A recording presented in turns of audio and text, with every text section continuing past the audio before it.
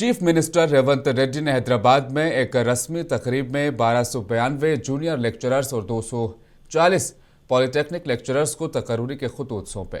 जलसा से खिताब करते हुए चीफ मिनिस्टर ने नए भर्ती होने वाले लेक्चरर्स को मुबारकबाद पेश की और तेलंगाना के तालीमी शोबे के मुस्तकबिल की तश्कील में उनके रोल की अहमियत को उजागर किया।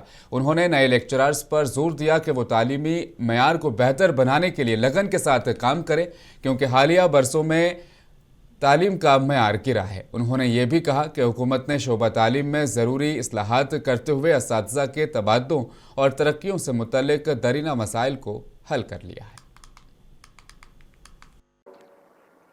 ఉన్నత విద్యాశాఖ అధికారులు ఈరోజు నూతనంగా ప్రభుత్వ ఉద్యోగాలలో ఇది ఉద్యోగం కాదు, ఇది ఒక భావోద్వేగము। ఈ భావోద్వేగానికి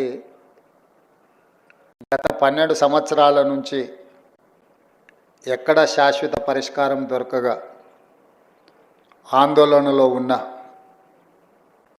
1532 మంది ఈరోజు బాధ్యతలకు రాబోతున్న మీకు అందరికి కూడా మనస్ఫూర్తిగా అభినందనలు తెలియజేస్తాను।